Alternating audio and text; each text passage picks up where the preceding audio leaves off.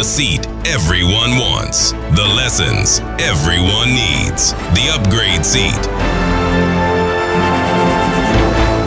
It is, I think, an interesting story. Oh, yes, it is. But not more interesting than Shara Itoka, who is in the building. Oh, yes. Good morning. Good morning. You look so good. How are you this morning? I think I recognize who you are wearing. Yes. Who is that? His name is Masamara. That's the name of the brand. His name is Nyambo, and he's Rwandan. And I just love it. I love this fit. I've never worn it before. I've worn the jacket, but not the whole fit. So you get the whole experience today.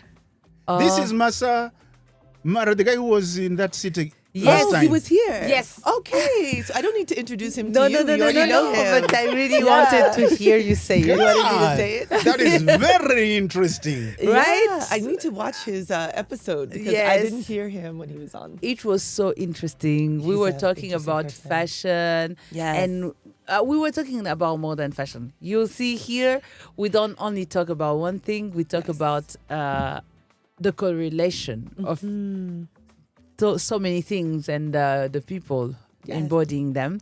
And I think with Masamara, we were talking about what fashion says about Africa today. And so it was an economic talk more than an aesthetic talk.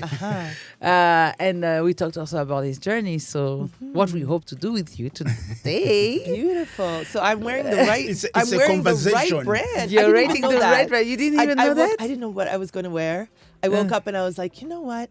I'm feeling Masamara today. Amazing. So you see the synergy, right? Way There's of alignment. connecting, Yes. way of aligning. Now we know. That's how you know that you're doing things in Yeah. alignment. Yeah. You know, I always tell Dixon, he always asks me, what's going on? And I tell him, it has to be aligned with the Aligned. universe and You see? everything. And you see? And then he's always like, Natasha, you and your universe. He thinks it's a little woo-woo, but apparently it works. He's It works he's because- attracting the universe See, and you just attracting the attracted me energy. here wearing Masamara.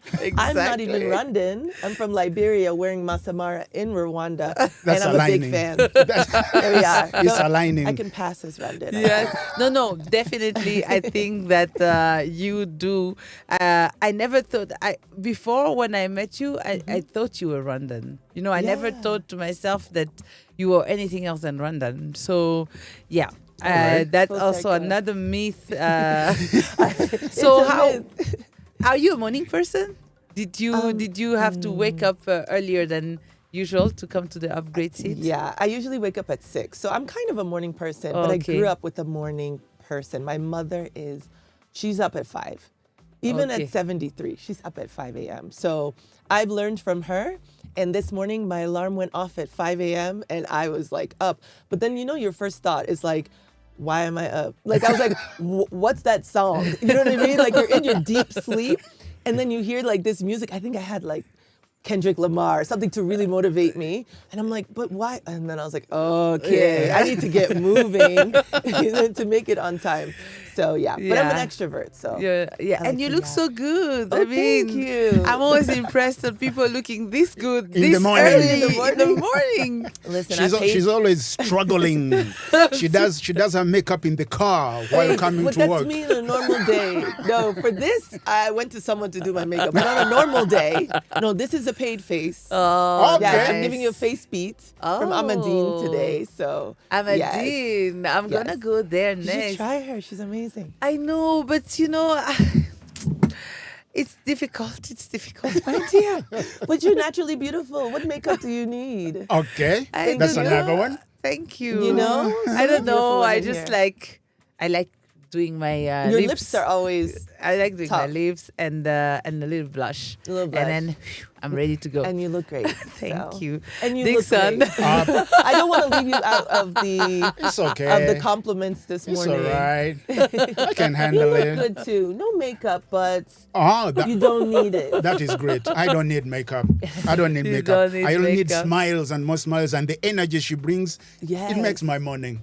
Oh, beautiful. That's how I felt when I met Natasha years Oh, ago. yeah. I've known her for years and years. And I've been you. an observer and appreciate it. Yeah, you guys. appreciate You're on the upgrade seat. Let's not shift you. there. I'm not on the upgrade seat. Let's shift Let this. me gas you. Let me gas you this early morning. Listen, thank you so much. I needed it. I arrived here and I was almost dressing from.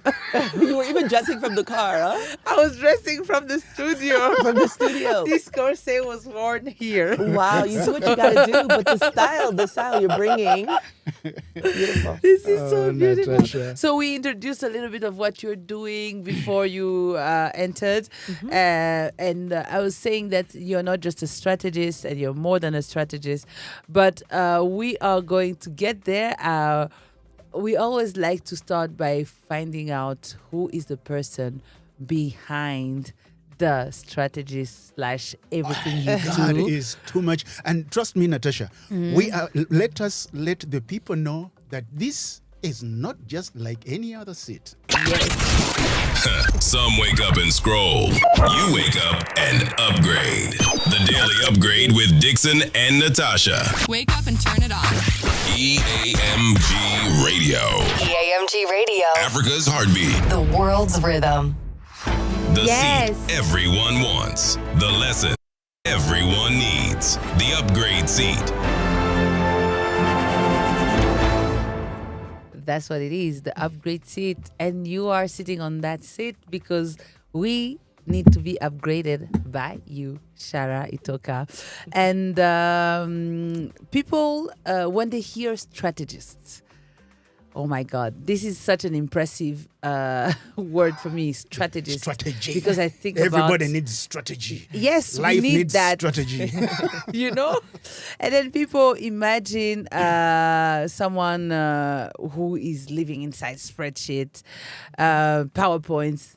By the way, I never, Use- every time I have to use Excel, I have to learn it again. Again and Every again. time. Every time. I have to learn again. I open a tutorial, Yes. I learn, Then I go- do my spreadsheet and everything, and then Go back. I forget. And then when I have to do another one, I don't know. I think just It's complicated. my brain erases that just so fast. Yeah. But yes, so I'm imagining when I hear a strategist, I see spreadsheets, I see PowerPoints. But yeah, first let's start with you, Shara Itoka. Who are you? You grew up in Liberia. It's a country who's known also for a lot of crisis, conflict, rebuilding as well, resilience, which is something that is similar to Rwanda. And I would like to know how growing up in Liberia shaped your understanding of people. Yeah. It's a great place to start. Yeah. So I've lived a lot of places. Liberia is just one part of it, but it's my foundation. I would say Liberians were very open. We are super friendly. It's a really fun place and a really fun and open culture. So I would say that Liberia and being Liberian has taught me about relationships and that relationships are key. I know people say oh, it's who you know. Even here, everywhere, it's you must know certain people in order to move forward. I think about relationships like community. Liberian communities are places where you laugh, you have fun. I feel like our cultures, we're hilarious. I always have a good time when I'm with Liberians, even here in Rwanda. And just understanding the importance of community as your foundation in order to create your journey. So that's where I took off. And I left Liberia at age 5. And by the time I was 8 years old, there was conflict. There was conflict for 14 years, and I was outside the country. But I went back 21 years later at 26. And I had the opportunity to work and to contribute to rebuilding the country. And even then, it was about relationships too. It was very much a homecoming for me. And I feel like that's always going to be my home. Even though I've lived in Europe, I lived in the US, I've been in Rwanda for almost 9 years now. Liberia is my first home. And I would say Rwanda is my second home now. Nice, amazing. And is that, you say that, even in Rwanda, when you meet Liberians, you get, to laugh. So are there many Liberians in Rwanda? There are 5,000 of us God. here. Wait. I know people always get really shocked when they see that What? there are 5,000 of us all over the country. 99% our students, you know. But yeah, they're studying, they're doing their first degree, their second degree here, and then they're graduating. Many of them are staying. So when I first came in 2017, I didn't know, there were a couple Liberians I knew, but I also taught at African Leadership University, and there were Liberian students there too. And through that, I got to know the association. I've been an advisor to the Liberian Association of Rwanda here on the board. So all of that has like helped me to stay connected to the Liberian community. This That's a is big so number. interesting. It's Yeah. very Because beautiful. there is an upgrade seat that we had where we welcomed the president of the Association of Kenyans in Rwanda, who told us that there is 15,000 Kenyans in Rwanda, and you are telling us that there's 5,000 Liberians in Yeah. Rwanda, and this honestly giving me the shivers. Yeah, there are a lot of Because us. I feel like we are way closer to integration, African integration, than I ever thought, and it's happening in Kigali. Yeah, it's Wow, it's happening in Rwanda. Yes. Amazing. We're always talking about the mindset reset that Africa needs in order to create real integration, and I am so happy that it's happening. Oh, it's happening. It is We're live. happening. Wow, wow, wow, wow. 5,000 Liberians. Yeah, I'm there are a lot of digesting us. this. And no, sometimes I will find myself just walking, or I'm at the eco park, or I'm at the supermarket, and I hear the Liberian accent, and I'm like, "Are you Liberian?" And I get really excited, and we just connect that way. Yeah. Oh, wow. That's amazing. So we're getting to know you. And I know that when we were talking about this, you were a little bit shy about this question. And I was like, I wanted to know about your basketball background. And I was telling Dixon, you know what? She's everything. She's every woman. I'm every woman. She's It's all every in me. woman. Shall we play? She's like, I think I was thinking about two songs when I was thinking about you. I was thinking about Liberian Girl. Ooh, classic. And then Dixon came up with I'm every woman. It's all in me. Shaka Khan. It's all in you. It's all in you It's all in her. because you're a mother, you're a strategist, you're a fashionista. That's how I view you. But also you've worked with fashion brands. I love it. Yeah, and so you're so many things, and but you also played basketball for a short time. Short time when I Yes. was, in When my was like that? preteen, teen years. Yeah. Because I've been, like you, Natasha, I've been tall. I'm not as tall as a lot of people here in Yeah. Rwanda, but I've been this height since I was 12 years old. So I'm 178. And of course, naturally, I went into basketball. I played football before, and I was a center. I enjoyed basketball, but I had injuries early on. I dislocated my shoulder playing. I dislocated my shoulder playing volleyball as well. What haven't you played? No, those are the only sports. But then from I there, mean, football, volleyball, basketball. I went back That's to a football number. after. Yeah. Well, because there was a lot of talk with the doctor. Oh, I should have surgery. They should put a screw in my shoulder because it was dislocating pretty easily. And my mother said no. Like, she was like, she's probably still growing. I didn't grow, but she just turned down the surgery. But I love basketball. And here in Rwanda, I'm a board member for the Patriots basketball club, and we are the best team in Rwanda. We're going to win the playoffs. Anyway, that's just an aside. I just want to, because I'm on radio, so I just want you to know we're kicking off today. Semifinals Nice. going into the finals. We're just excited to the Patriots. Okay. I love the Patriots I have too. to throw it at. Oh, good. You're a Yes, of Patriot. course, Okay, I'm a good. Patriot. All right. Now And you can say it out loud. Now she can I say am it not. because I'm APR. Tigers. I'm not going to tell you. RSSB. No, say it. Reg. RSSB. Oh, of course. You are just going with the winners. We love. You are we just love going with the. RSSB. You made us proud. You know what? I like people who always go with a team. That won Who wants the Yeah. biggest. Who enjoys losers? But we aren't losers. This is what I'm saying. And mark my words. Please, I hope this ages well. We're gonna win. You're gonna win. We're gonna win the championship. Are you Okay, confident we're about gonna that? I'm post feeling this confident. one. You're feeling confident about I'm it? We're feeling gonna post this confident. one. Post it after that. She What day is said, today? she said, August 4th. No, if you okay. August 5th, August Shara Itoka says the Patriots are gonna win. We're going all the way. You're going all the way. Now All she's the way, we're getting winning. words back. You say you're gonna win or you're going all the way. We are going all the way to win. Okay. See? All Together. right. So now imagine this woman has 24 hours like everybody.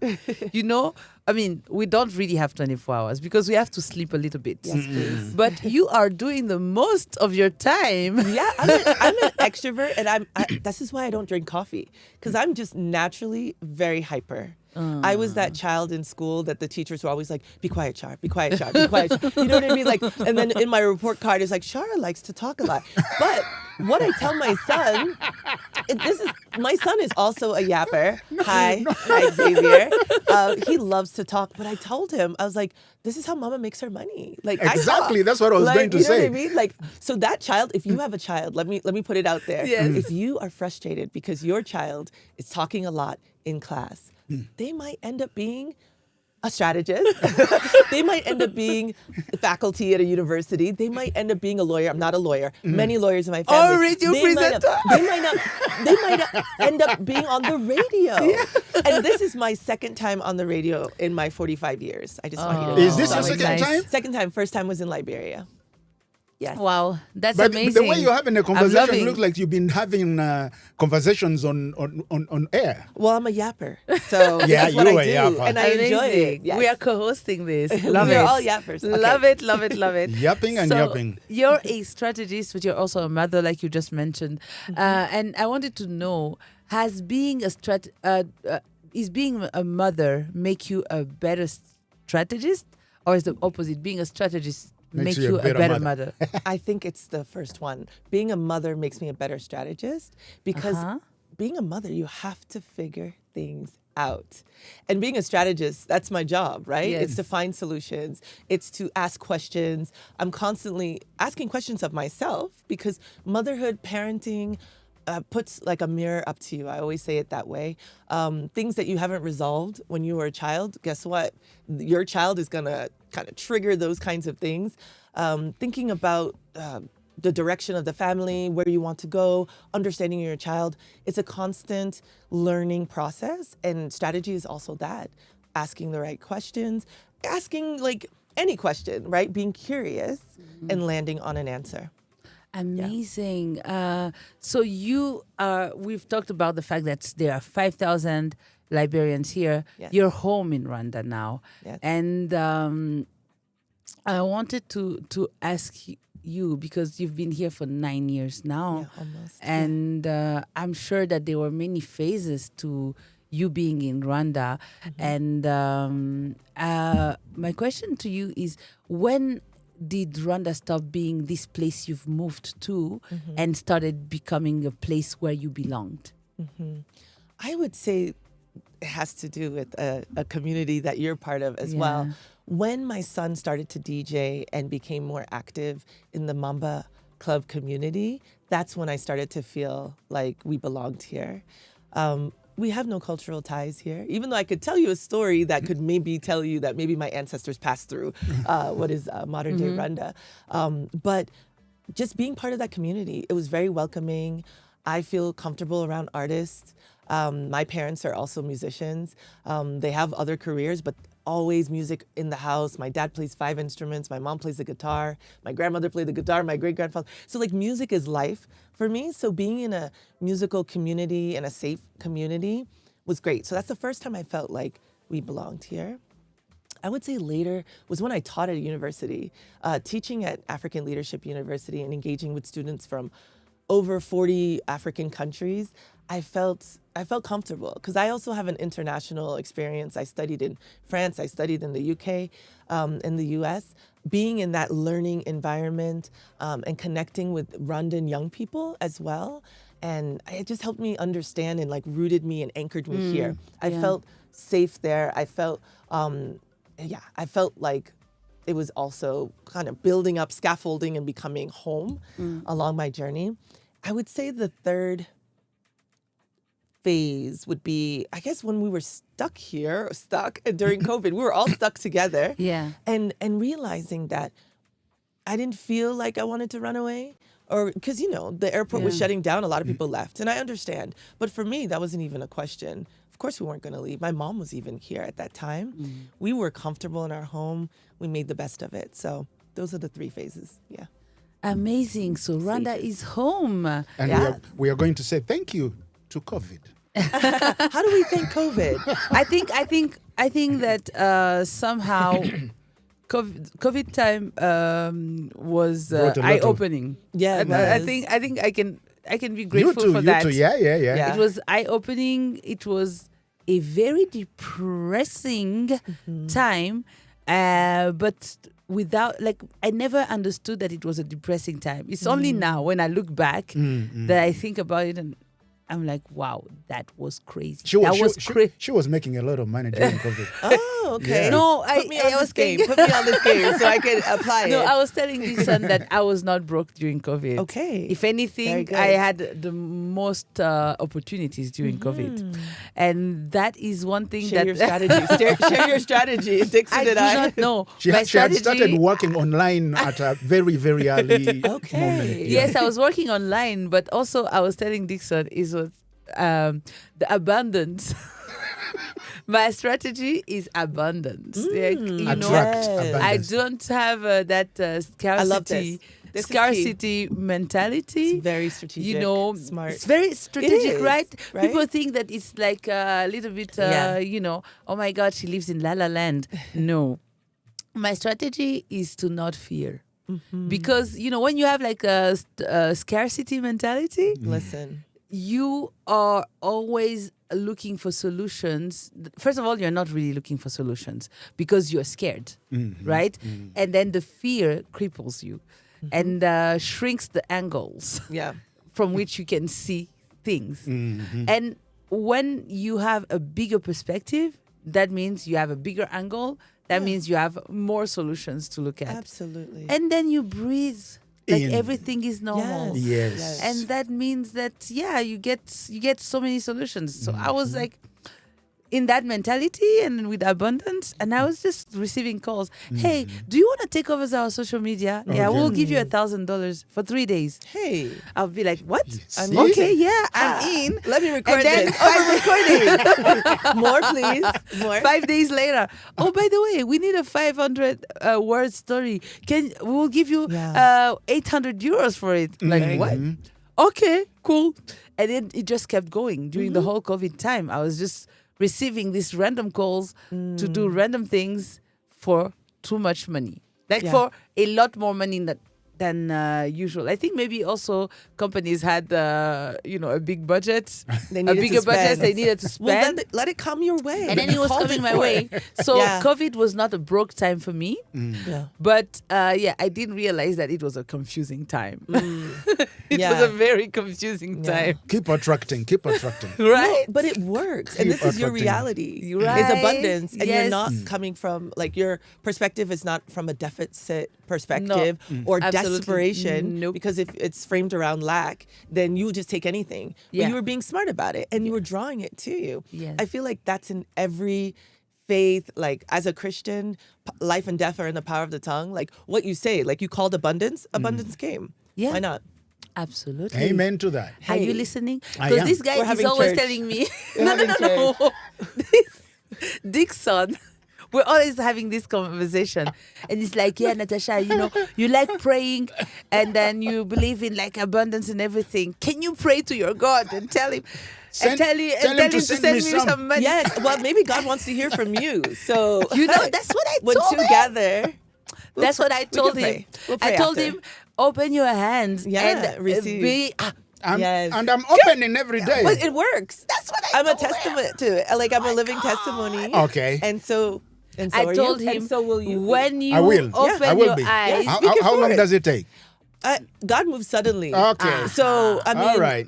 I told you are just telling him everything that I told him. Amen. I told Alignment. him when you open your hands, you have to be ready to Yeah. receive. You have to And believe it. you don't just pleading. You're not pleading. You are receiving. I'm receiving. You're opening your hands to receive. I am receiving. And God will give you. I am receiving. And God has a timing. Oh, okay, I have to do it Exactly. like this. Yes. I am receiving. That is how it Natasha, goes. if we That go is how it home goes. tonight with these hands empty, we're going to have a problem.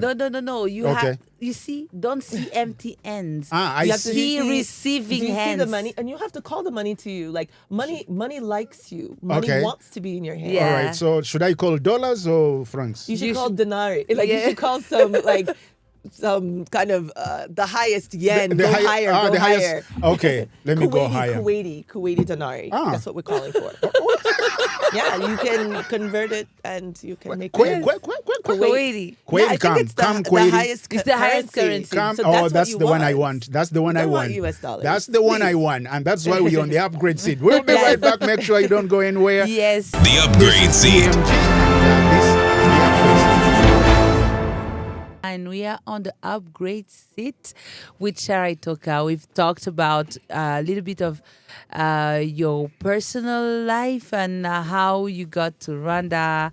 And now we are getting the second part of our conversation where we are talking about your unexpected career. So we said for those joining only now that you are every woman. We say It's a lie. You are, because you've worked across government, development, fashion, philanthropy, Yes. policy, Hey. private sector, Yes. Keep going. consulting. Keep going. Keep going. Keep going. Keep going. Keep going. Okay, so when I'm saying you're every woman, you are every woman. So because most of the people spend their time becoming specialists, right? They will take one thing and then they will just go with it till the end. But you seem to have gone across all these sectors. And I don't know if I'm wrong if I say you have become a translator between worlds. And but I want to know, was that intentional? Or, did you just discover that strategy travels well? Ooh, you're so poetic. let me add that to my CV. I think it just evolved naturally, and what I love about my career journey is that it aligns with my personality. It aligns with the fact that I've lived in many different places. So I think it really happened organically. I see being a generalist, like opposite of like being a specialist, as being a specialist. Like you do have deep knowledge in different areas. So in school, my first degree, I studied international relations with a focus on development. So that also laid a foundation and took me on a path. And then I went deeper and I studied forced migration. So refugees, displacement. And that was a really personal choice to study that because being from where I am from, there were conflict at the time, even when I was studying. In Liberia and in Sierra Leone. So I was making choices along the way, and my knowledge comes from some deep areas. So I know a lot about development, or I've studied policy, I've studied international law, I've studied all of these different things. So I do have expertise in these different areas. But strategy does really cut across.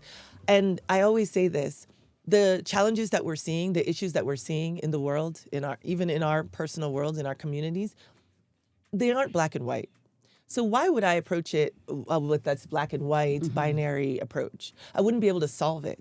And so as my education has grown, and I mean education with like a lowercase e, like I'm still in a journey of education. If I'm not in school, I'm still learning, right? Yeah. As my education continues, I'm learning different things that can add to what I already know. That's why I see it as a portfolio. In consulting, you talk about, oh, my consulting portfolio has private sector, public sector. You talk about it that way. My life is a portfolio. And there are different seasons, and every season I've learned something. So when I've worked in fashion, I learned a lot. First of all, I'm already a fan. I've always been into fashion. I feel like I entered in the world because one of my older sisters, she was a model for many years. So I was always like into fashion. But working, like managing a factory or starting my own fashion brand, it opened my eyes to things that I did not learn when I was sitting in my African studies class or my policy class. It opened my mind up to this day-to-day experience of management, this day-to-day experience of design, all of it. So now, all these years later, today, I may not necessarily work with a fashion brand like, full time, yet I'm drawing from all of those different experiences. Yeah. When I was a deputy minister in government, you'd think, what does that have to do with fashion? It has a lot to do with it because I was engaging with people. I was political. I was appointed. So I was a politician. Imagine seeing myself now that I used to be a politician, but I was a politician. And that's actually what brought me on the radio the first time. I was acting as the minister at that during that day on the radio. Wait. Did you miss this piece? Yes, I was did. trying to look at Natasha. Did you say Read my bio. minister? Yes, I said Go to my website. she works in across government. I just mentioned that. Yeah. So what were you a minister of what? It was the Refugee Commission in Liberia. So as you see, like I was deep in those, that was like my mid late 20s and my early 30s. So that's when I was working in government. I left for a little bit to work in the private sector and I went back. I also worked for the UN. Like I did a lot of different experiences, but they don't feel disjointed to me because I'm not, like you said, I know you're joking, but I'm not every woman, but they're different parts of me. Yep. I don't, like Shara isn't just one thing. I'm made up, I'm layered. So why wouldn't my work experience be layered? And I think that for our parents' generation, they would stay in one sector, they would stay in one job. And if there's mobility, they'd go up. Yeah. Great, right? Like that was their upgrade, would Yeah. be to get a promotion. For me, it's not about going up, it's about spreading Expanding. out. Yeah. And expanding. And through that expansion, you make more money, you have more impact, you can still be influential, and there's no contradiction. Like I never look at my CV and think, oh, Shara, you jumped all over the place. Because there was even a time for 13 months, I was home with my son. Imagine, like, even with all of these different things that I've done, I also carved out time to raise my son in that early year. So it's all made me. It's all a part of me. That is so inspiring. That is screaming energy, hyperactivity. And I love that because you have to have the energy to be all that person, all those people, right?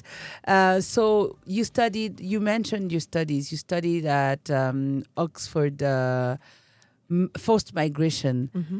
And, when I was reading that, I had to go look what it means and what it implies because I never thought that someone would, that was a course because it's very specific. It's a very specific academic choice. And I wonder, beyond the personal, because you're talking about refugee and everything, is there a question you were trying to answer about the world through that choice?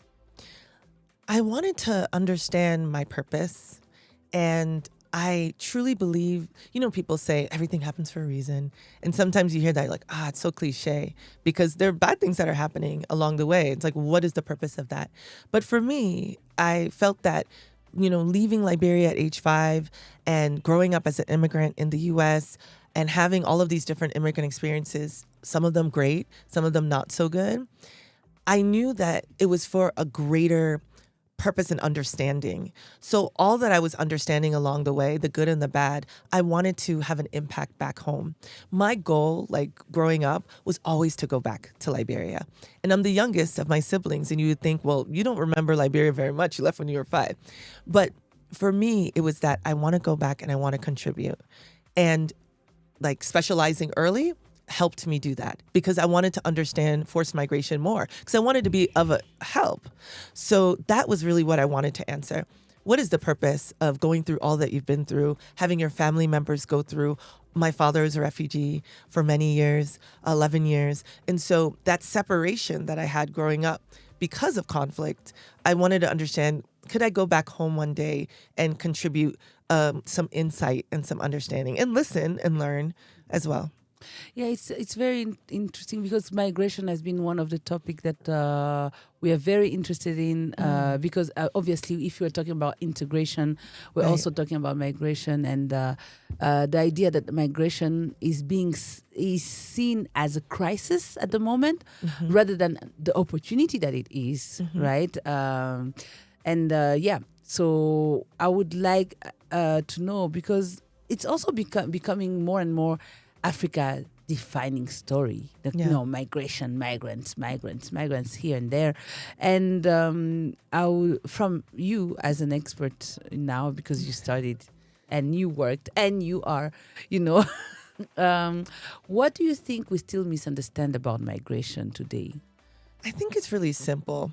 When I see images of, recently we saw North Africans crossing over into Spain, I believe. And, everyone's like looking at them like rushed and pressed. And it looks like, poverty is pushing them. And it just is a hurtful image, because I can imagine their families. But I also think about the motivation. And so migration for me is really simple. I think it's important for us, before we start building policies around it, is to think about the commonalities that we all have. The people that you see that are like swimming in the water, like trying to make it across to Europe, they also fall in love. They also cry. They have dreams. They want to start businesses. They want to have that impact and influence I was talking about earlier. Once you start with that, then you start to understand them. It's not about like stealing jobs. It's not about crime, because that's what people see when they see people rushing in. It's not about that. It's about being motivated by a desire for change, a desire to provide for your family.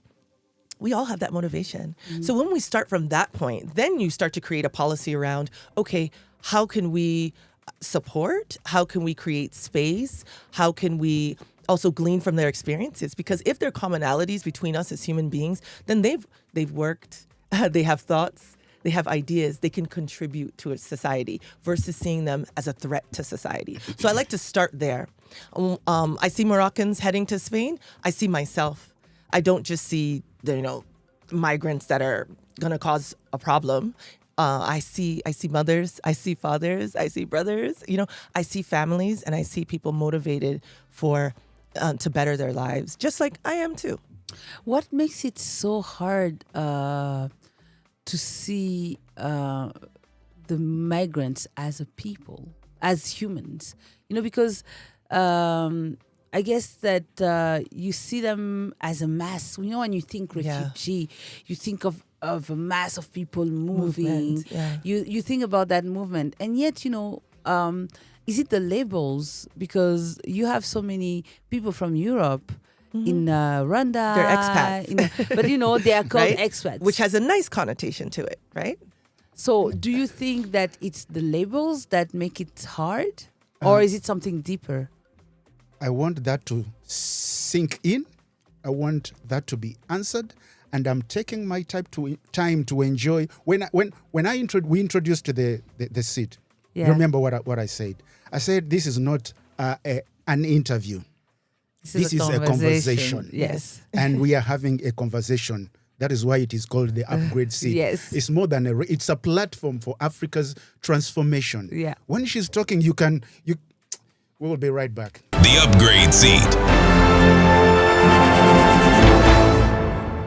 This is the Daily Upgrade, and it's the Upgrade Seat on EAMG Radio. We are with Shara Itoka, and we have been talking about migration so far, because you've done forced migration studies, which I didn't even know that it was a thing. We've been talking about, migration and why it's an opportunity, and how it's important to see migrants as, people with, feelings, aspirations, and the same motivation as everybody else. And before we went for a little break, I was asking you what made it difficult, to see migrants, especially from Africa, as humans. And we were exploring if it was how it is labeled, because there are so many migrants that come from Europe. They are French migrants, they are American migrants, they are Italian migrants, they are Western migrants in Africa. Many of them that came here for an opportunity, came here to start a business, came here on some humanitarian work, yes, but they are also doing many things, but they are not called migrants. And my question to you was if you thought the labeling made it, you know, different. Like the different labels affected how they were viewed as well. Absolutely. I think the narrative around an expat versus a migrant has an impact on how you're treated. So an expat is seen as someone who brings some level of expertise, though we've met a range of that, right? Like not everyone is coming and bringing expertise, but that's how they're seen. That's how it seems, and the language that we use matters. I also think beyond the narrative, there's systemic issues like racism. That's always going to be a part of it. Seeing North Africans going to Spain, they're seen as North African, Arab, the stereotypes that are around that, all of that. They're not seen as if they were all blonde hair, blue eye, swimming in the water. You would see a different narrative around that experience. We saw that also with the Ukraine. I listened to this program one time. It was a U.S. News program, and the shock when the conflict started. And the conflict is still going, and it's horrendous. But the language that they used around it, like they couldn't imagine, like they're used to seeing Black and brown people running, scared, escaping violence, but seeing people who are blonde, seeing people with pale skin escaping, they saw themselves and they were like, oh, no, this is terrible, this is shocking. And for them to see us, it's not as shocking. And that's why I say we should all see ourselves as all human beings, because it doesn't matter what your color is or your background. It's that you're a human being. I put myself in your shoes, and I wouldn't want you to go through a horrible experience because I don't want to go through that experience. So I think it is the language around it. You want to facilitate, like a lot of countries facilitate expats because they feel like expats add value. They don't facilitate refugees as much because they think refugees are a burden. So, and there's language around that and understanding, and they shape their policies and programs, and they don't facilitate them settling there. Yet they want to facilitate it for other groups. And racism is a big part of that. I think that this is very important to ponder about, and to think about the language that is used. But this brings me back also to how the normalization of Black and brown suffering is important there, because how we treat Black and brown bodies and how we broadcast it as well. Right. This takes me back to COVID times, right, where we had a lot of people dying from COVID in Europe. In the all Western world, there were more people dying there than here, and yet we've never seen white bodies on television. And for me, that was so interesting, because they would say 2,000 people died in France, 5,000 people died in the US. There were numbers of people who were dying, right, from COVID, but there was never white bodies shown, exposed anyway. Exposed, the way you can see when there's war in Congo, Ebola, this, that, here and there, there is an exhibition of Black bodies suffering, dead, hungry, poor. Right. And so it's almost as if you are normalizing something, and then when you're desensitizing Absolutely. That's people from, from the suffering of a certain people, and therefore, they are not seeing themselves as you. You are not them and they're not you. And maybe, that's what brings me back to, oh, wow. Maybe that's also the problem with migration. Yeah, Who that's knows? a big part of it. Wow. Okay. Heavy. It's heavy. Heavy, early in the morning. Take it in. This is this is a little bit of how we go about things. It's the morning. We're having a discussion, and we don't shy away. We just go deep into what matters. And this brings me back to the question: how can we, because we're always talking about mindset reset that is needed for Africans, around migration. What do you think we should do to have better integration. Yesterday we were talking about Africa we should maybe be able to travel within Africa, and that should be maybe the future of migration for Africans. And what do you think would be the right policies or mindset resets to have in order to make that possible? Everything starts with education, and I would say at the youngest levels. Our mindset has to start there. And some of that is what we teach in schools. And then there's also education at home. There's that home education, that all of that feeds into our culture. So there are various cultures on the continent. Once we start to see home as a place of great possibility, you'll find less people leaving. When we address corruption more, and I know that some countries are dealing with the issue even more than other countries. Don't let me start with my country. Corruption is at a high level. But when we start to see mobility on the continent, we won't leave so much. When we start to take care of our girls and our children, even more, like we create more space, not saying we aren't taking care of them, we are, and doing it in our communities. But once we create more pathways for greater learning, greater understanding, more to make more money. We need to start talking about money more, because oftentimes in our cultures, you don't want to look like the person who's obsessed with, money, but yet it's always on our minds. We must provide for ourselves. And what I love about being African, and this happens on other places, other continents, we don't just take care of our nuclear family. We're paying school fees for nieces, nephews. Our money multiplies. And therefore, we need to be able to move, like you said, within the continent without paying. You know how much it is for me to fly to Liberia from here?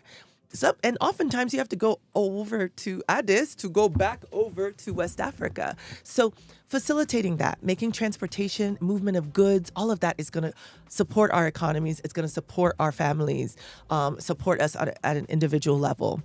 But it starts with a mindset shift, teaching the children very small, even at home. If you feel like your school is not doing that, it's okay. I mean, we want more, but start at home. Start to talk to your child about loving themselves, loving their family, loving their culture, loving and respecting authority. Like just continue to build that community around them, and their mindset will shift. But we have to start early. I felt that, one of the courses I taught at ALU was critical thinking. And this was second year students in university. And I had students from all different, countries in the classroom. And I find that starting to talk about critical thinking during your second year in uni is late. It's way late. I talked to my son about critical thinking when he's 3, 4, 5. Absolutely. And you make it age appropriate. I'm not saying I'm like talking to him about like, do you know this policy and what? But you'll be surprised. Children can engage with complex things. Actually, their minds are so open. And the answers I've received from my son, sometimes I'm like, I have never thought of it that way, because they're new people, and we have been, those of us who've been around for a while, we have so many things. Like we have the education of our parents, education of our community, what we learned in school, societal issues and all of that. And when they're young, they're new. Like they're coming into that, and they will get there, but they have fresh ideas. So critical thinking, starting in university, way too late. Even middle school, that's late to me. You start talking about critical thinking early on, because it's about choice. What do you want to do, and why do you want to do it? Why do you think that is more interesting? And it doesn't have to be a subject that's like, oh, this is a child subject. I used to hear that all the time with my son DJing even, because it's like, what's a child know about that? And I was like, children are connected to music and rhythm and vibrations. Like, it's not that complicated. And what is complex about it, they can engage. So I think mindset shift needs to happen early on, and then it needs to be facilitated. It needs to be supported by government, by the private sector. Oh, wow. Thank you so much. This is really the upgrade, Sid. I feel upgraded. It's the hot seat, though. You know, it's the hot seat. I keep saying that. It's a hot seat. I keep it's saying an upgrade seat. It's all of the things. I keep saying, you know, it's the upgrade seat, but it's also the hot seat. Yes, and I never even heard you say that. You see the alignment. I see that? know. Ask Make him. sure- I keep saying guy. it is the upgrade seat, but it is also the hot seat because, Yes. you know, I feel it. yeah, you feel it. I do. But it's beautiful. It's You have no beautiful. idea who is enjoying the conversation. I think you have a great mind. So why not being on that hot seat? Because you know. To upgrade us, we need to be upgraded. Because you know what? Yeah. I really love it when, you know, the people ask you, but how are you not growing so old so fast? You're like, yeah, because you challenge your mind. Again you and know? again. Your Yeah. mind has to stay engaged. You Constantly. have to constantly. You have to think on your feet, which means that you have to also be in places and environments that will challenge you Yes. to think. You know, and then you know. If you are someone who doesn't want to say anything, you will have to think before you speak. Of course. And sometimes you'll have to think very fast. And I think that's the beauty of having these conversations. But we will go back to strategy. Well, let's go back to strategy. Yeah. Okay. Well, beyond boardroom. That's where we are right now.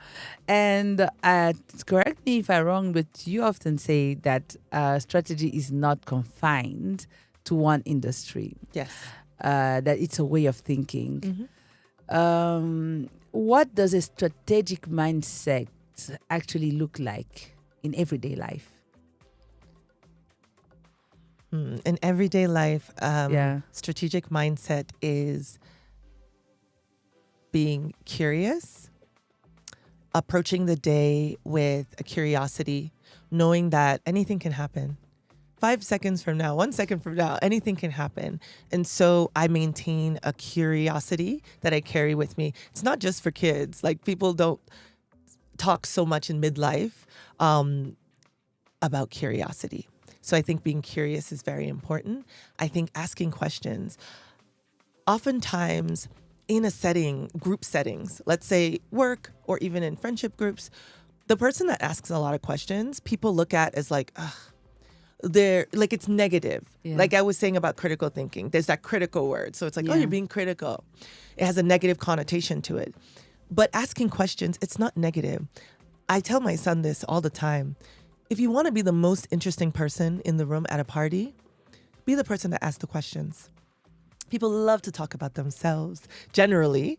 And if you ask questions, people, you know, kind of their wall comes down a little bit instead of entering a situation and only just talking about yourself. And I think we've all been there where people are always like, well, this is what I do. You know, it's always like, hi, how are you? What do you do? Then you start going on the list. But me, I feel like a strategic thinker can talk to anyone. I have friends that are in aero science, you know what I mean, aero engineering, and I can engage with them. Do I know anything about it? Not really, but I know how to ask questions. And then I know how to like kind of pull things together and connect things in my mind because I'm living life, right? And in life, we are exposed to all kinds of things.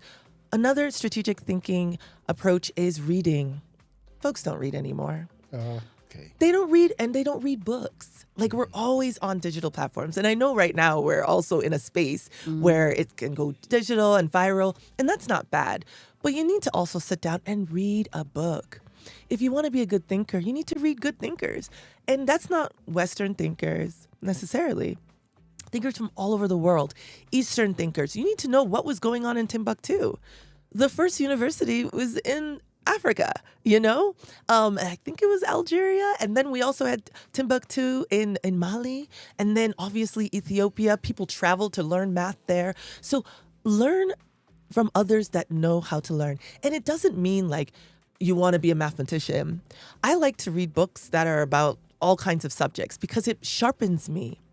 The mind either shrinks or it expands.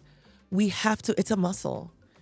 We have to work it out. You have to work. Yeah. We can't, you stay dead if you don't use it, right? You use it or you lose Yeah. it. So strategic thinking has to do with that. Coming back to Africa a little bit. Dixon, are you expanding your mind right now? It's working. It's working? It's working. It's working on you? It's working on me. the I'm magic. enjoying this, and I'm waiting for my final. Yes, because we're yeah. going there. Yeah. Dixon is sitting here enjoying the conversation, Yeah. but what he's not telling you is that he's going to come at wait. you, He's and planning. he's planning, and it's going to be a really hot one. I'm scared. The truly, She's lying. The truly hot seat is when Dixon is going to ask All you. right. He's going to shoot questions at you. We know you. This show, the Daily Upgrade, even the EAMG radio is really focused on Africa and how to upgrade together, how to think differently on solutions for us. You see, you've been noticing that our playlist is African, 100%. I've been shazamming all of it. So you need to listen to EMG radio if you want that African playlist. But we are also thinking about African solutions by Africans, right? Like yourself. And I wanted to ask you if you think Africa has a talent problem or a strategy problem. We definitely don't have a talent problem. The continent is rich. Even within one country, so many ideas, so many ways of thinking and ways of looking at things, plus the resources that we naturally have on the continent. We have the talent. We have the youngest population in the world. We're coming up to many people under 35. So the talent, the workforce is there. We just need to put the resources in the right hands. Because like I said, there are resources around us, but it's controlled. Oftentimes, it's even controlled by actors outside of the country. And it's still happening on the continent where you'll see an outside actor, a foreign actor, controlling the minds, controlling this, controlling that. And so the talent is here. It's about, once again, creating the pathways, putting the resources in the right hands. And we have to trust the youth. That's another thing. This is a very young continent, and we cannot expect everything, culturally. It's all about our elders. And I'm an elder. I love it. Sometimes I will sit in my African respectability, you don't know that I'm older than you? To be real, right? People think oh, Shara, you're 30. Oh, wait, I have to let you know, I'm going to be your mom or your auntie. But, so we have to trust the youth, that they have experiences that are unique, and we need to listen to them, learn from them, and put resources in their hands. They also need to respect those that have come before them that have a lot of experience and a different angle and insight, and they understand nuanced things too that they can add. But yeah, that's how we're going to make Africa move forward. The talent is there. We just need to match and collaborate together well with the resources.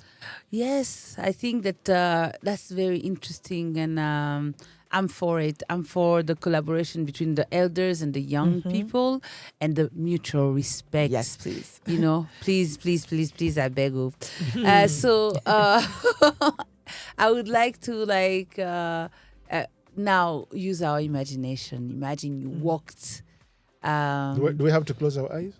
You could, but you don't have to. Okay. But just for this one, you would imagine entering in 10 African businesses.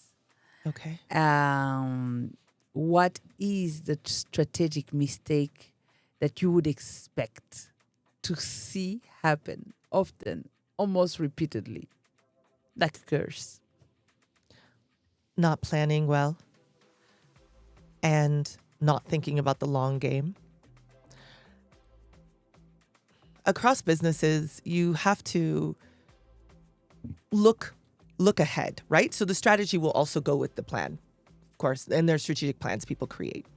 But once you have your thinking around where you want to go, what is your vision? What you have to already have your mission, right? You're a business and you've been functioning. What is your vision? 5-year, and then people create 5-year, 10-year plans. But they oftentimes know what they want, but they don't do that other step, which is the implementation plan. The execution is missing. And that's because they're not planning well. and sticking to that plan.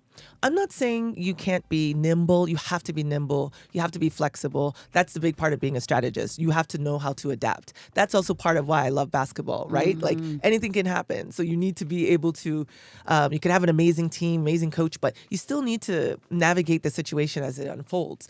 But these 10 businesses, oftentimes, let's say they even did this step of strategy, sometimes that's missing, but they don't plan well. And in that planning, create an implementation and execution plan and holding yourself accountable, having milestones along the way and thinking about that long game, not just like, okay, I need money now. And we all do, right? Like cash flow is a problem oftentimes on the continent, but you have to pace yourself. You have to think like not everyone is going to take things to scale immediately. You know, there's a push for that, and you may need the capital. Like you may need also to make that kind of money in order to do what you want to do. But you have to always plan well, make sure that execution, the implementation is a part of that plan, and hold yourself accountable according to the milestones, looking at the long game and not what's in front of you.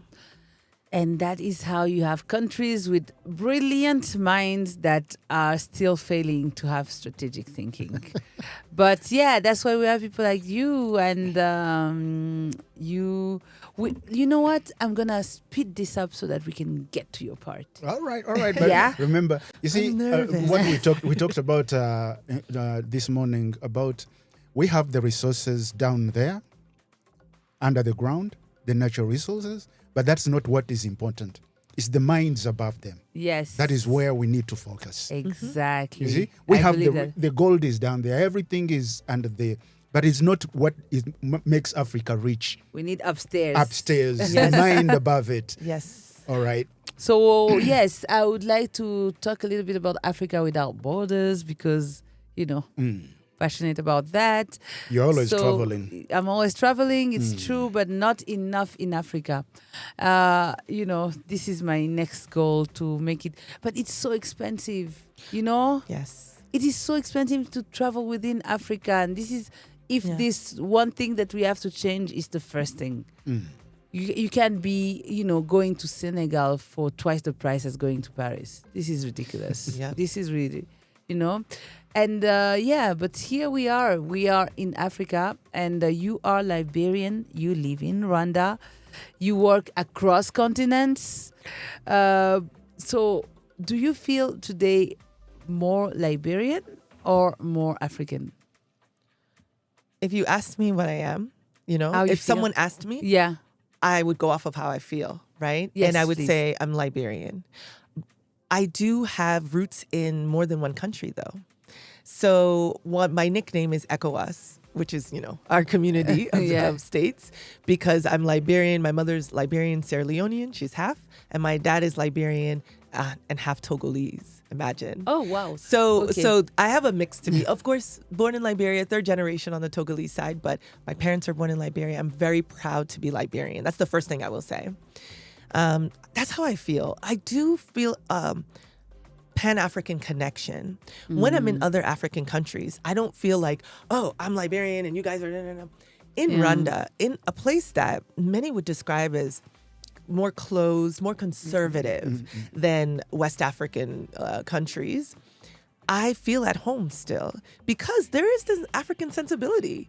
When we talk about our, family responsibilities, we can relate. When we talk about our dreams or villages or going into our community, I spend time with my, ancestral homes and my village, so we can connect. When we talk about our appreciation of clothing, traditional dress, food, we can connect. So in that way, I feel good in many African countries. Yeah. I don't have to only be in Liberia, and that's why I'm here. So I would say Liberian first, African as well. As well. As well. Yeah, it's interesting that you're talking about those similarities, and yet I feel like there are still some invisible borders. Oh, yes. Between For sure. Africans, not the borders, not the checkpoints, but the one inside of our minds.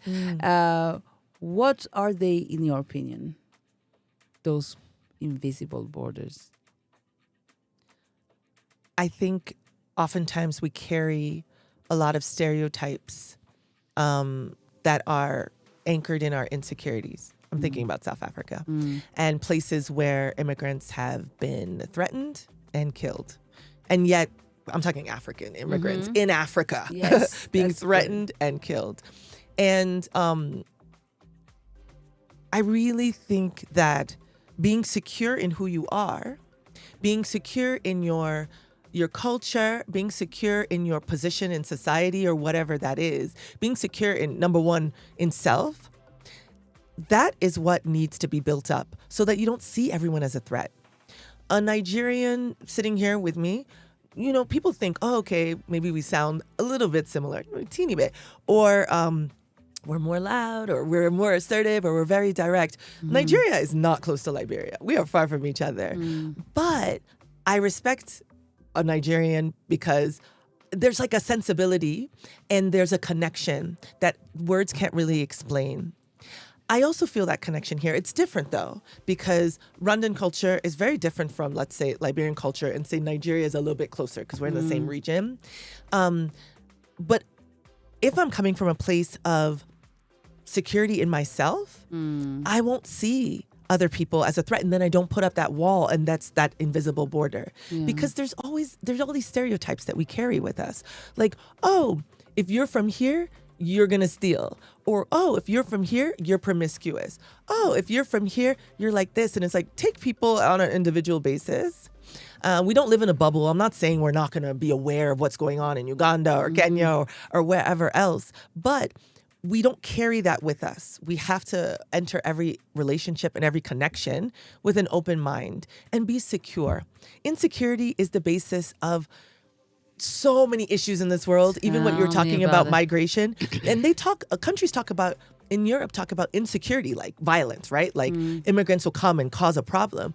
But if they dig deeper, there's an insecurity, there's a worry. And where does that come from? It comes from historical works. It comes from things that have been shared even on radio programs, things that have been written. It comes from family issues and racism and things that have been carrying down from generation to generation. So these are some of the invisible borders that I think we carry with us here on the continent. Yes. My last question about this Africa without border. I would like to know, living in Rwanda, what has that what has it taught you about? Let me rephrase it. What has living in Rwanda taught you that you wish more African countries understood? The importance of leadership. Leadership, once you have leadership that considers the population first and creates a space for that, like institutions that support the population with them in mind, thinking about long-term growth, all of that. Leadership that brings in the expertise that's needed with Rwanda first, like putting the country first, putting your people first. That is how to move your country forward. You need good leadership because, like, kind of like a bottle, you push, but then you hit the lid, right? Unless the lid comes off. But if the lid is there and someone is in that position, then you need the person at the top to have the population in mind, or else you cannot go forward. Dixon, I think this is very interesting, and I'm happy that we're going towards leadership, because this is where I would like to go with you right now. Like we, as a woman, you know, we should talk about leadership and influence and how that is also important. You know, you have many women that are encouraged, especially here in Rwanda, to become leaders. But that there are not very many conversations that teach women how to become strategists. And I would like to know why that the distinction matters. If you answer that, we might go and then come back. No continue worries. on that. Yes. No worries. Nobody is interrupting you. And this is Very, very, very beautiful. Now you've got to the point where you're talking about women. Yes. And you want to, you are in the position Yes, to have that I would like conversation to because talk you've been about wait- women because I also know that you have a summit. I don't know if I'm calling it right. It's called AWIS, African Women in Strategy, and it's which aim to create a network where Africans and diaspora women co-create and test strategic ideas, right? That's where I'm going, and I would like to first think about this as women encouraged to lead, but are they also encouraged to become a strategist? And why that would matter? You know, oftentimes, like when I'm in a debate, when people are talking about do women have the capacity to lead, I think back to the fact that women have always led. They lead in our homes, which is our first, that's our first education, our first experience. Women are always leading. It's just that along the way, there have been roadblocks. There's been a lot of gatekeeping so that women could not reach certain positions. But leadership is innate. And I think intuitively women know how to lead. If they're given the space and given the opportunity. And we see that women will take that position and are oftentimes more strategic in their thinking, because in the home, we have to think about everybody. And we have to manage the housekeeper. We have to manage the people who are coming in. And we have to think about their children and their studies and their whatever. So we're constantly figuring things out. And so I think naturally women are very strategic. I agree. The language around that, the opportunities, or unless a woman is a chief strategy officer, in her title, you don't find people thinking oh, women are so strategic. There's, people don't talk about it that way. But I do think that it comes to us very naturally because it's not a choice. By force, we have to be strategic because we need to figure out a lot of things. Even if you're not the head of the household, you still are the one that's juggling a lot. And maybe you are raising something to your partner. Have you thought about it this way? What do they say? Men are the head, woman is the neck. I've heard that in some traditional settings. But I would say that the face is cut in half. No, I would say that the woman is the head. She turns the head. The woman is the neck. She turns the head, but she's also part of the brain.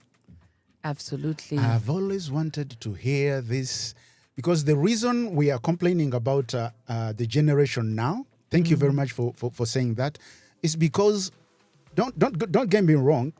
Why are you looking at me? Yeah, I know because I'm going to say this.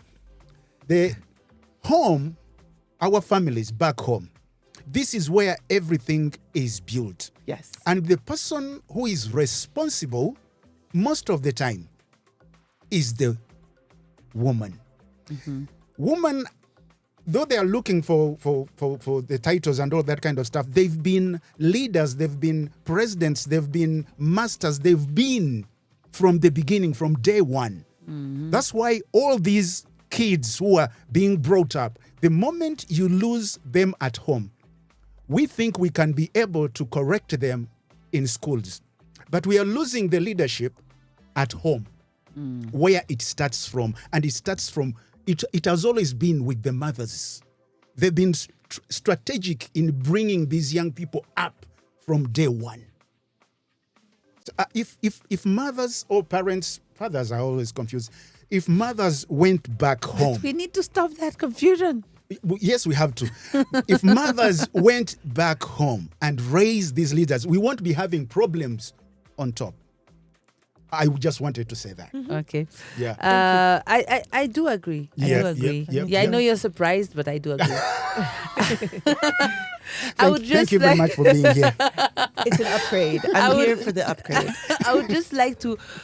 I wouldn't want to go without talking about the summit, and because I believe that it's a summit that is created around strategy. So it's a women network. It's an African Women in Strategy Summit, you have. It's a network, and then you co-create, you you test strategic ideas. It's not just another conference. And I Right. wanted to ask, why does Africa need that kind of summit centered specifically around strategy? I believe strategy is happening everywhere. And even the market woman, she is being strategic. And I want people to understand that there are either they're already doing strategy or they can learn and apply strategy. And it was something that just kept coming up in my mind as I've been to so many conferences. I've been to so many summits. I love that Kigali is like conference capital of East Africa. I love that. But it was very one directional. It wasn't so dynamic. People didn't come and leave feeling like they've moved the needle. And so that's why I wanted to have a summit where women are from all over the continent and from the diaspora meeting together and bringing an actual challenge to strategize around so that they can create something together. I want women to understand that they have expertise. I know we talk a lot about like being a specialist or not, and I'll have conversations with women my age or even younger, and they'll feel like, oh, I need to learn more. Like, I don't know enough yet. And I think that you can still have like a baseline of understanding and add to it. But this summit, everyone is considered an expert. There will be people who may understand something better, or they have more lived experience, or they've applied strategies for 5 million and maybe your strategy is for 4 people in your house. But know that you can add value. Every single woman attending the summit will add value. So we're going to meet, there'll be 200 women, 2 days, 2 full days. It's going to be women from the creative sector.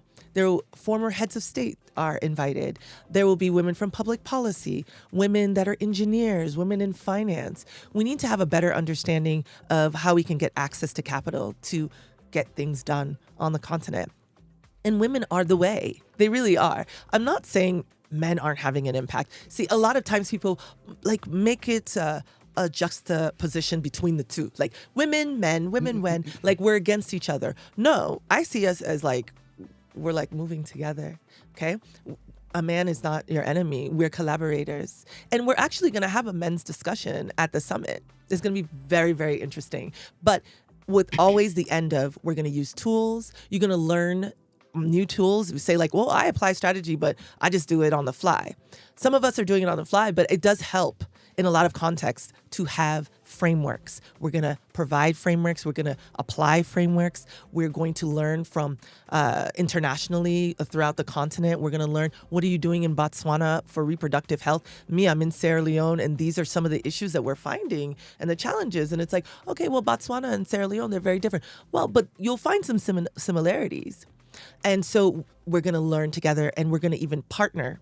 We're actually having partnership meetings where, say you would like to meet a venture capitalist who likes to invest in the creative economy. Well, they will also be there, and you can have this side conversation. So it is going to turn into a community of practice and a network, but it's going to be very active those 2 days. I'm encouraging women, bring your thinking caps. I know you already have them on and you're using them.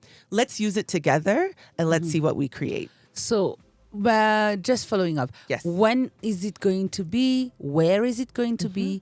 And what are the concrete outcomes of that summit? So it will be September 3rd and 4th. So that's Thursday and Friday. It will mostly be held at Movenpick, but we will have some discussions off-site, which are going to be very exciting so that participants can see Kigali a bit there. We're even going to go on I don't know if you've ever done one, but a walk and talk where you're having a walking meeting. So you're walking around the green track, for example, but say you're paired with someone and you're sharing some experiences and you're learning. It's going to be facilitated a bit there too. It's going to be really, really dynamic and really active. Concrete outcomes. I expect that when a woman comes, she brings her issue, she brings her challenge, she gets a chance to workshop it. By the end, she'll have a greater understanding of how to solve it. And she will be connected to a new tribe, a new community of women who are strategic. Sorry, that word sometimes is hard to get out, but strategic. those two things. You're going to move the needle. You're going to hopefully find a solution. That's one. And then you're going to be part of a new community of women who are also strategic thinkers. Count me in. All right. And we are getting to that part that I have also been waiting for. So I'm going to lay back and let you do. Now, you prepared her in a different way. We need to go for a break. Yes. I don't want. She's looking at me like I'm bringing something. I'm nervous. Okay, let's listen to some music and Don't then be back. There's nothing to be nervous about. The upgrade seat. I just love the energy in this house to this lovely morning. And I so bad that it's going to end soon. I wish I can take that with me when I get out of the studio. I wish I could stick with it. Anyway, we've come to that moment whereby we just talk to you in a different way. I know you've been having a conversation with Natacha. It is so beautiful. If I told you are not upgraded out there, that is your problem. Natacha our job. It's on you. Natacha brought the conversation, and like I told you in the beginning, we don't do interviews in this house. Yes. Yeah. So here we are now. Though Natacha prepared you, I just want fast answers. I know you were very good at thinking just like that. So let's do this. You good to go? Yes, I am ready. Okay. Strategy in one word.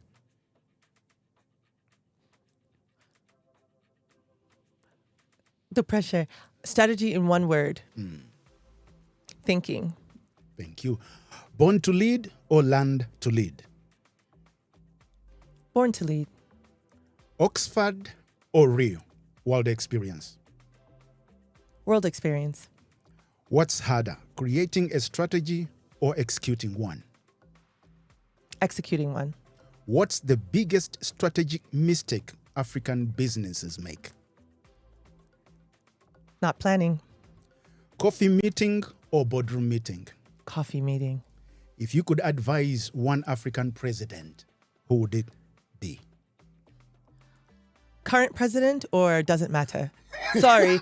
I would advise President Paul Kagame. What a dream. Wonderful.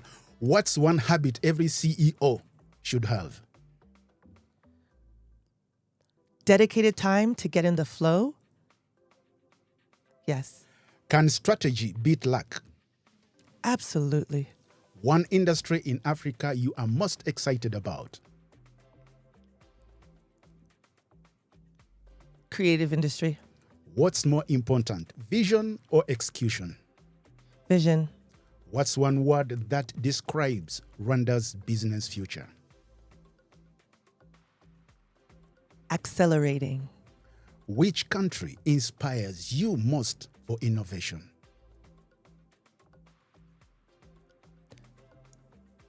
I would say Liberia, because people are innovative with little resources. They get it done in spite of it all. Thank you. If you aren't a strategist, what would you be? I would be a storyteller. What's one business myth people should stop believing? That it isn't all about the bottom line and making money.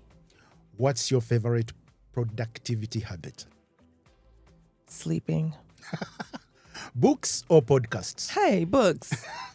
Morning planner or late night thinker? Morning planner. What's one skill every young African should learn? Questioning. Coffee or tea? Tea. Email or phone call? Phone call. Suit or sneakers? Ooh, both. Suit. Suit. Oxford Library or Kigali Cafe? Hey, Kigali Cafe. CEO for a day of any African company. Which one? If I could be CEO for a day of any African company, I would be the CEO of Kabisa. Okay. AI, opportunity or threat? Opportunity. Biggest risk you've ever taken? Moving to Rwanda. What's one thing people always get wrong about strategy? That it's not accessible, that they can't do it, that you need to have a degree to do it. Okay. 3 words that describe Chara. Warm, talkative,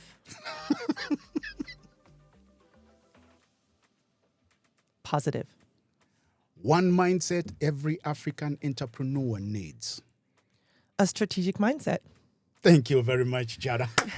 It was so much better than you thought. Woo, Yes, it was the indeed. anticipation, that first question. You know what I mean? Like, I thought it was a trick question, but it was a straightforward question. Oh wow, it was such a beautiful conversation. Yep. I really love every bit of it, and thank you for Me too. accepting our invitation, Shara Itoka. It's been my pleasure. Wonderful meeting you, Dixon, Natacha. Yes, Thank you old very pal. much. Good to I see you. hope my you'll pleasure come to back meet next you. time. Oh, I'll be 'cause back. We could You'll be back? After post summit, maybe I'll give you Yes, some. post- Let you know how it. Yeah. Of course, you have to come back. Are we allowed to come to the summit? She is. I am. You can come to the men's conversation. Yes, we welcome you. All right. Yes, this was a daily upgrade on EAMG Radio with Dixon and Natacha. Today on the upgrade seat, we had Shara Itoka, a strategist, and so much more. We got to discover your universe. Just one. Uh-huh. Among your friends, Yes. people you talk to, people you meet, who do you think we should invite in this seat? Ooh. Just one person or 2. Okay. One person, his name is Arun, and he is the founder of the African Olympiad Academy. Okay. Super innovative. Okay. Used to be faculty at ALU. Sharp New Zealander. Bring him on. Thank you That's very much. Amazing. Thank you very much. Amazing. Now you can take us out, Natasha. Yes, yes. If you are listening, you know that this is what we bring to the table. I like that question. What do you bring to the table? Well, we bring upgrade, all right? We bring upgrades. Yes. So don't miss our next talk, as tomorrow we will be with Raul Rugamba. And yes, A good guy. a good guy who's doing a lot of things. And yes, until then, stay fly, stay upgraded, stay positive, stay planning, and stay strategic. The seat everyone wants. The lessons everyone needs. The upgrade seat